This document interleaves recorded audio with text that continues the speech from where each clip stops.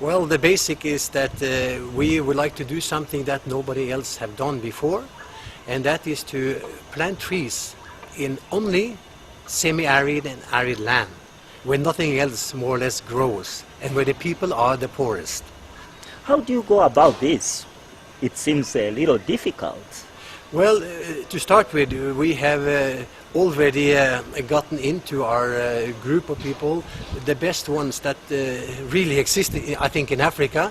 They are Belgian, but they've been in Africa for 30-40 years and done projects on water, sort of capturing water, utilizing water, not to mention planting trees and agriculture here in Africa. You have mentioned about that you go where people are most poor.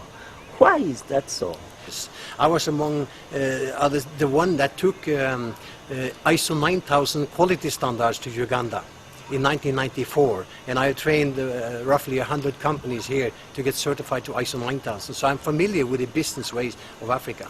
So we wanted to do something for all the poor people that we found here and that we fell in love with.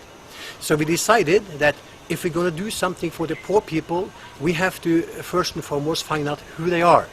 And very quickly we found out that 80% roughly of all the people in Africa, in all the countries more or less, they are the poor farmers. They're smallhold farmers who has nothing to live from because there is too small money income for them. So we said, what can we do to help them? So we took, in fact, an idea from Muhammad Yunus, who started microfinance and who got also the Nobel Peace Prize in that respect, together with his bank, the Graham Bank. So he said, if we want to help the smallhold farmers, 80% of the people in Africa, we need to give them money. So we got the idea of microfinance to start with, that would be a part of the whole thing. But before we came to that, we had to find the farmers where we wanted to go. And we said, where are the poorest of the poor? They are living in the semi-arid and arid land. They are dying because they have nothing to grow and they don't get food at all. So we said, let's be specializing in tree planting, changing the dry land into green land, and then provide these people with at least the man in the family can get a job at our plantation, so they can get money enough to sustain their life from that. Secondly, we will then microfinance, for example, the lady in the family who does the work in the Shamba here in Africa. On top of that, we cannot look away from the most important of all, that is to educate the children. And since me and my wife, we have run an organization called Child Africa since 1991 on a pure private basis until the last, let's say, 5 years, where we made it an NGO and we started to fundraise money to build schools. We have built 2 schools in Africa, in Uganda here. And how have you been going about maybe fundraising or the funds that are required to do the kind of activities you're mentioning about? We found a way to sell trees to people around the world on a long-term investment basis. So in fact, we have people who buy trees in Africa and will get returns. They do it for because they want to help. And secondly, they get a little return, you know, over the years. It's a good savings and investment plan actually for them. And in the process, they help people here. And for the schools, we have made, so far, we have only done fundraising in Norway. We have let the small kids in our schools made the drawings, and we printed postcards. And we have people who are marketing these postcards for us at a certain price. Of course, it's not a price of a postcard, it's much higher. So the people that will support, they will buy postcard, 1 or 2 or 10, and then we'll get money on a regular basis. So far we have managed to finance 2 school buildings and to refurbishment of 2 schools.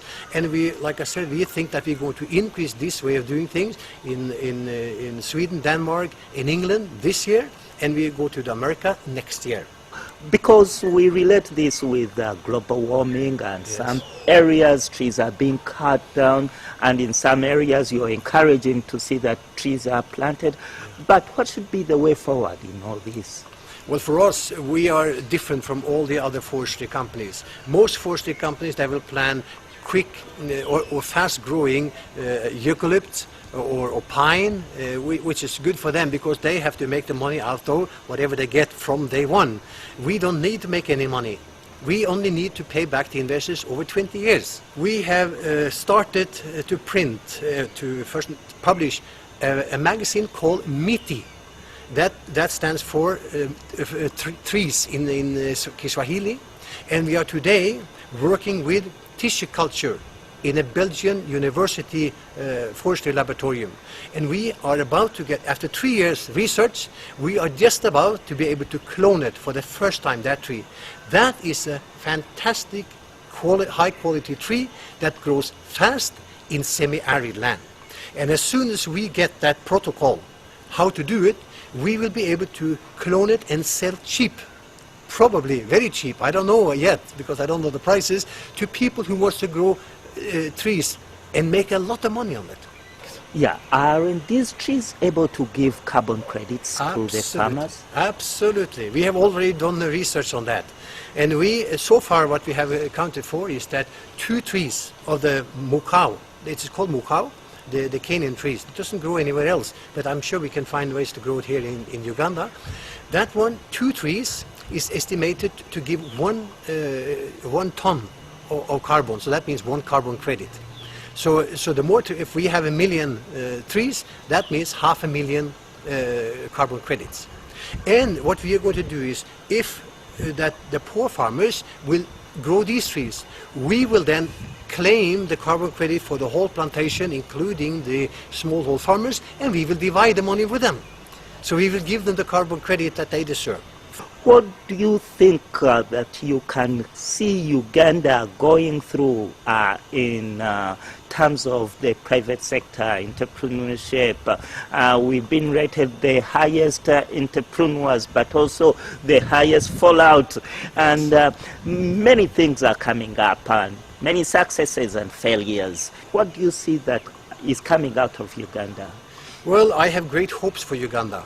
I think that I have seen Uganda since the first time I came here. I found out as an entrepreneur, it struck me that there was not even one house in the whole of Kampala that had paint on it. So my first idea was to put up a painting factory here. But I didn't do that, and now I think we have, as a consultant, I have helped 3 or 4 paint factories to become certified to ISO 9000. So they are definitely here today, and today you hardly find any house that is not painted. So that was a great entrepreneur possibility in that area. And I think that Uganda, of course, like food processing, I was happy to see, that was one of my ideas 15 years ago, to put up a food processing factory here for canning. Because anything you can get into a can will last for many, many years, and you can export it as you go. So I was happy to see that the canning factory was made here in Uganda. I think it was a couple of weeks ago. I saw an opening on that. So, you know, there are plenty of ideas for what Uganda can do here. And I think you have quite capable people in Uganda Manufacturers Association, Uganda Investment Authority, and many other areas, which can guide people because they get input from everybody.